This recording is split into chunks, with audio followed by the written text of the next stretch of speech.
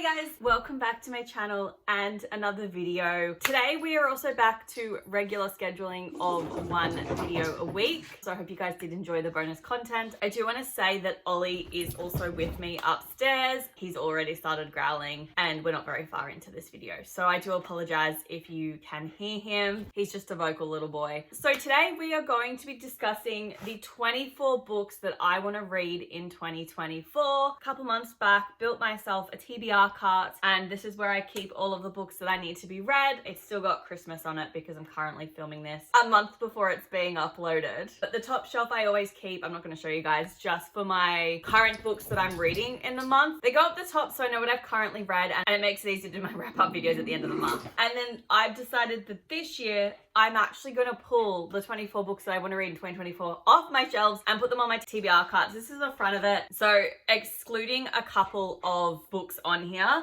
everything on this front side is the 24 books that I need to read so that they're nice here, clear and visual for me, so I know what books I need to be kind of prioritizing, because obviously I want to get these 24 read. These are books that have been on my shelf for a really long time, or it's an author that I just want to get off my shelves so I can sell them because I'm done with them. We'll probably do the contemporaries first because I have arranged them like more like contemporaries, and then also my fantasy novels for myself to split them up. But let's just get straight into this because this is going to be a long-ish video. So the first three books that I want to read, well, that are on my 24 books to read in 2024 is the Slammed trilogy by Colleen Hoover. So that's got the first novel, Slammed, the sequel, Point of Retreat, and then also the third and final book, This Girl. These are the new fancy covers that they came out with last year.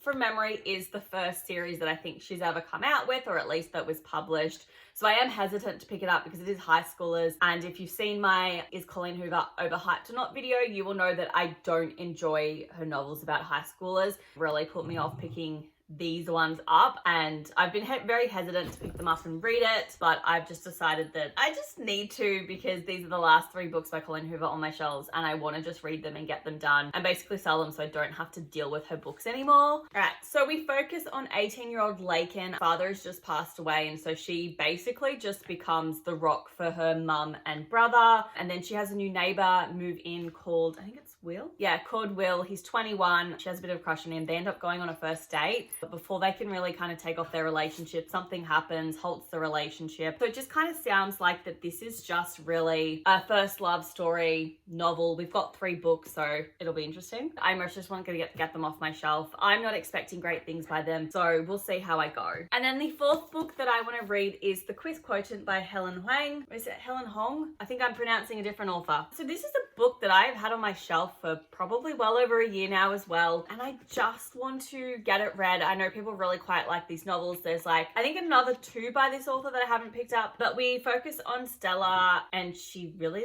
likes mathematics by the looks of things. 30-year-old doesn't get out and do much dating, doesn't have much life experience because all she does is work on maths. Oh, okay, so Stella also has Asperger's and French kissing reminds her of a shark getting its teeth cleaned by pilot fish. So she reckons that she needs some practice in kissing by the looks of it with a professional, and she hires an escort, Michael Fan. He's gorgeous and conflicted, and Michael can't afford to turn down Stella's offer and agrees to help her check off all the boxes on her lesson plan. Oh, it looks like she learns how to actually, you know, crave what he's doing, and it looks like they have a little romance, and probably their partnership stops being a partnership and hopefully turns into a cute little romance. This sounds cute. I now kind of want to pick this up in January. All right, I'm gonna put this one down, but that's book number 4. And then book 5, 6, and 7 are also part of a series, and oh, I don't actually know what this series is called. Oh, the Little Bridge Island series by Meg Cabot, which I hope these are on order, has no words, no offense, and then no judgments. Oh, I read them in the wrong order. No words is last. This is the order they get read in. I picked these up well over a year ago as well, and I've just never read them, so that's why they're on here. It's also a series, and I want to get the number of unread series on my shelf down, and I didn't want to pick a whole heap of fantasy novels, so I needed to get some contemporaries in here so that I can break them up. I reckon we're going to just have a town where there's little cute romances going on, and I'm hoping that there's loose connections to the main characters in each book. But it looks like Welcome to Little Bridge, one of the smallest, most beautiful islands in the Florida Keys, home to sandy white beaches, salt-rimmed margaritas, and sizzling romance. So this book focuses on 25-year-old Brie Beckham, and it looks like a hurricane actually cuts all the power to Little Bridge Island. And it looks like a lot of animals have been separated from their humans. Oh, that's upsetting. And it looks like she's getting help from her boss's sexy nephew, Drew Hartwell, the Mermaid Cafe's most notorious heartbreaker. Okay, they're gonna have a little romance. I love that already. So that's no judgments. And then we have No Offense, which is Molly Montgomery is starting a new job at a library. She's also got a problematic ex. She finds a newborn baby abandoned at the library. And then it looks like the sheriff rocks up. John Hartwell is probably young and single. He's tall and handsome, arrogant, but he's got the most distracting blue eyes. He's also recently divorced and struggling to be single. They're gonna fall in love, and looks like they work together to track down the newborn baby's mum. And then we have the final one, which I don't think there's any more books in this companion series, is No Words, and we focus on Jo Wright. She said she'd never step back onto Little Bridge Island because her nemesis, best-selling author Will Price, is living there. I think this is going to be the one I like the most. I really like books where they focus on characters who are in the book world, whether they're authors, they're publishers, they're editors. I just seem to really gravitate towards those novels. So I think this is going to be the one that I enjoy the most. But it looks like Jo's given an offer that she can't refuse to participate in the island's first book festival, and she also finds out that Will's not even going to be on the island, so it's a great deal. But Will is actually going to be on the island, and they're going to have a little cute romance, and that's going to be it. So they are the 3 books in, Little Bridge Island trilogy by Meg Cabot. Oh, my little cart's not looking very cute. Hold on. Yeah, it looks better. Back in now. No, don't you fall down. But the next 3 books are by the same 2 authors, and it looks like they've just written a whole heap of I'm not sure if they're YA contemporaries or just a little bit older, early 20s maybe, 18 to 21 or something. But the author is Emily Wibberley and Austin, I can't pronounce that surname, Siegemund Brocker. And the first book is If I'm Being Honest. We then also have Always Never Yours. And then the third one I have is Time of Our Lives. I literally saw these covers, thought they were adorable, and just picked them up. I do believe that I've read The Roughest Draft by them, and I really, really enjoyed that novel. So I am quite excited to pick these ones up. They just look like they're going to be fun contemporary novels. Book 8 on the 24 books I want to read in 2024 is If I'm Being Honest. It looks like we focus on Cameron Bright, who has a lot to say and a lot to learn about love. Literally the first sentence is, turns out being gorgeous and popular doesn't get you off the hook for being a total bitch. As it shouldn't. Cameron didn't get that memo, and it looks like her crush Andrew balks at how nasty she is, but she'll do anything to get back in his favor. Anything takes the form of a self-taming project, so it looks like she needs to prove to Andrew that she's changed for the better, and then he'll give her another chance. Facing your flaws head-on is not an easy task. I have complicated feelings about this. I don't think you should change yourself to be with somebody, first of all. However, if she is actually a raging bitch and a horrible person, then maybe it's a good thing that she does some self-reflection and some growing and developing. But I still low-key kind of hate that. I hope Andrew's a decent guy and worth it. And it is actually, she's legitimately not a nice person. And that's why she's changing, and not a case of she did one nasty thing and now everyone thinks she's a bitch. So we'll see. We'll see. I'm a little iffy on this one right now. And then the 9th book was Always Never Yours. I'm going to relate to this. Every guy she dates falls madly in love, just not with her. These first sentences are brutal. Parting is such sweet sorrow, said no one who's ever dated Megan Harper. So it was like everyone who's dated Megan Harper has found the love of their life after they've dated her. And Megan has 2 passions, pursuing her next fling and directing theatre, and looks like she's cast as Juliet in her high school's production of Shakespeare's Romeo and Juliet, because it's got to be some sort of mistake just because she's not an actress, she's no one's leading lady on or off screen. And then she meets Owen, an aspiring playwright who tries to convince Megan she deserves to be the star of her own love story. So it's just gonna be a little cute, fun high school romance.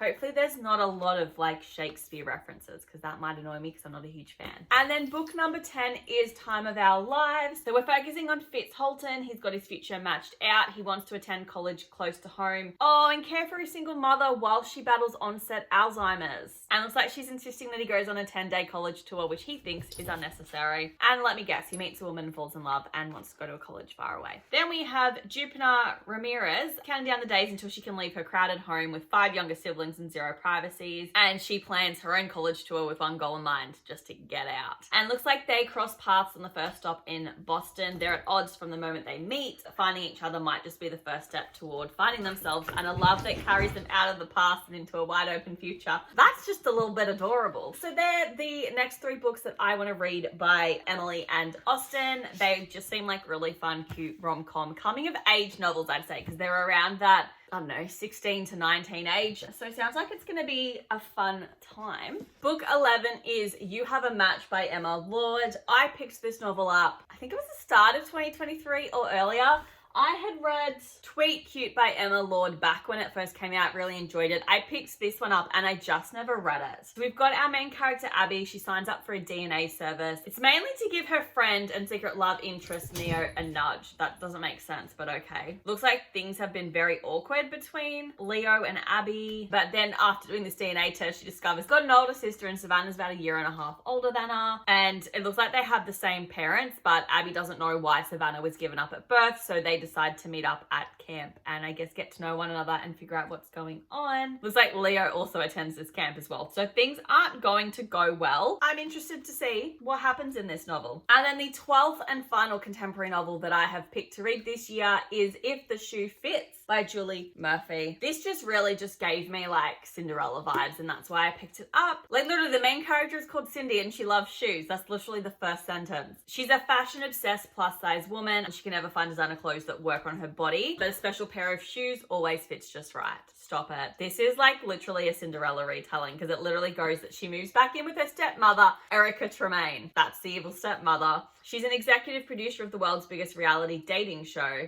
When a slot on Before Midnight needs filling up at the last minute, Cindy is thrust into the spotlight and she's showcasing her killer shoe collection on network TV. But she's the only plus size contestant on the show, so she turns into a bit of a viral sensation and a body positive icon overnight. And it looks like she can actually see herself falling in love with Prince Charming. So Julie Murphy has done a reimagining of Cinderella. So I kind of feel like it's gonna be a better book for the Fearless prompt to my Taylor Swift reading challenge than the book I had planned. I'm glad that I've put this on my 24 books to read in 2024 because I completely would have missed out that this was a Cinderella retelling. These 3 books at the end, I just needed to fill in the space. And then we move on to the bottom shelf, which are the fantasy novels. So books 13, 14, and 15 are also part of a series, and it is, I think, the Legend series by Mary Lou. So we've got Legend, Prodigy, and then also the 3rd and final book, Champion. I have wanted to read these books probably close to a decade or longer, and I have just never picked them up. I purchased them not last year, but not this year, 2023. I actually probably did purchase them in 2022 and I just never picked them up. All I know is that I think it's like a dystopian style novel. So it looks like we've got 2 characters. I don't know their names, but it looks like we've got a guy who walks in the light. She is June, the girl who seeks her brother's killer. So is her name June? And then on the run and undercover, they meet by chance.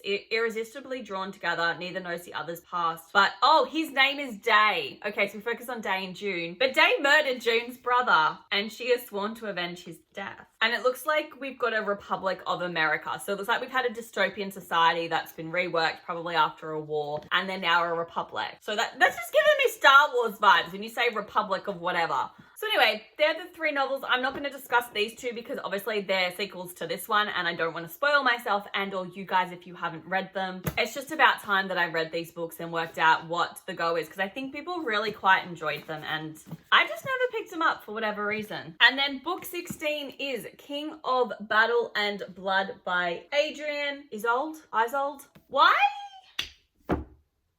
That's not the author's name.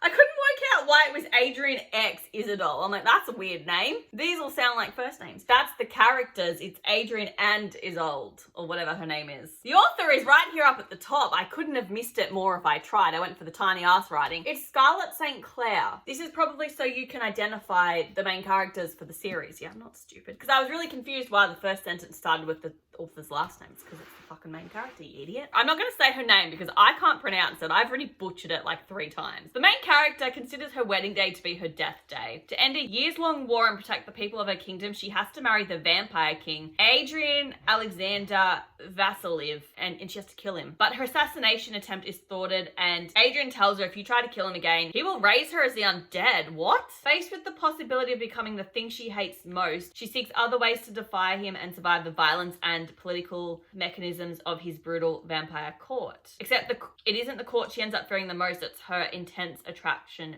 to Adrian. He's wrapped in mystery and a past he refuses to discuss, and he becomes less of a monster to her. Looks like they've got undeniable chemistry, but she still can't work out why he chose her as a consort. I wasn't aware that this was a vampires book. I picked this up. When was this released? Because I remember buying it as soon as I saw it on the shelves. Oh, she's got a heap of other stories. Oh, well, we're going to read them if we like this one. 2021. Have I had this on my shelf for that long? All I know is that the sequel's out and I really want to buy it. And I've told myself I can't buy the sequel until I read this one because it just looks cool and I like to complete my series. So this book was not what I was expecting it to be. I'm pretty sure I've heard good things about it. Haven't heard anything about the sequel. So we'll just see what I think of it. But that's book 16. And then books 17 to 21 are all part of a series. Let me just pull all 5 of the books out. And that is the Heroes of Olympus by Rick Riordan. There you go. All 5 of them, which has The Lost Hero, The Son of Neptune, The Mark of Athena, The House of Hades, The Blood of Olympus. That sounds ominous. So I read the Percy Jackson series for the first time in 2022, and after I'd finished, I think, The Lightning Thief, which is the first book for anyone who's unaware, I literally raced out and then proceeded to purchase the next 4 series in the Greek mythology world that Rick Riordan has created. I purchased all 4 series. Did I pick them up? No, I finished Percy Jackson and I never picked up another series by Rick Riordan this year in 2023. I also didn't pick up any of these books, and I was like, I need to at least try and read one of his series a year because they're just taking up so much space. Like, these 5 books are massive. So I really want to get these read this year. All I know is that we don't focus on Percy Jackson. I think we focus on his cousin, or maybe another character in another series as his cousin. But we focus on Jason, and we have 3 new heroes, 1 missing demigod, and a curse that threatens them all. Looks like we've got Jason and Juno. I don't know how they're related to, if they're related to Percy Jackson, or if we're just part of, like, it's just the same world, but I'm excited to go back to Camp Half-Blood and just experience some new characters in this world. And that's all I can say, because 4 of these other novels just flow on from one another, and I don't want to spoil things for people or myself. So we'll see what we think. And then book 22 that I want to read in 2024 is Star Daughter by Shveta Thakra.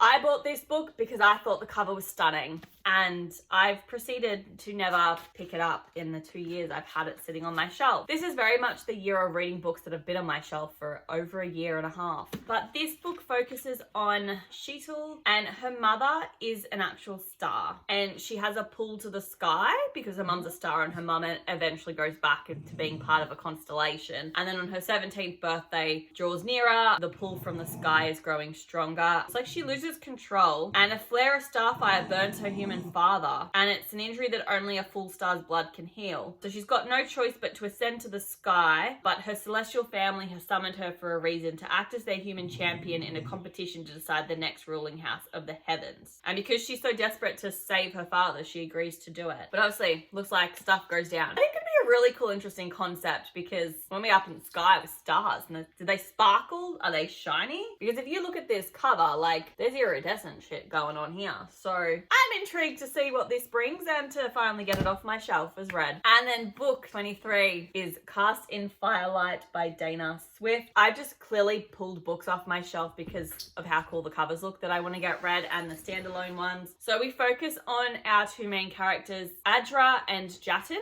So Adra is the heir to the throne of Belwa. She's a talented witch. And then Jatin is heir to the throne of Nippur. And he's a competitive wizard who's mastered all 9 colors of magic. And they have an arranged marriage, basically to unite 2 of Wickery's most powerful kingdoms. But they've also had like years of rivalry. So things aren't going to go very well for them. Oh, there's a criminal underbelly trying to take control of Belwa. Looks like they have to fight to protect the city, the town that they're going to be ruling, probably learn to get along and eventually actually fall in love, and the arranged marriage won't be such a bad thing is my guess. But that is book 23. And then the 24th and final book that I have on the 24 books I want to read in 2024 is Fire with Fire by Destiny Saria. So we've got 2 sisters and divided they burn. I can read the text at the front.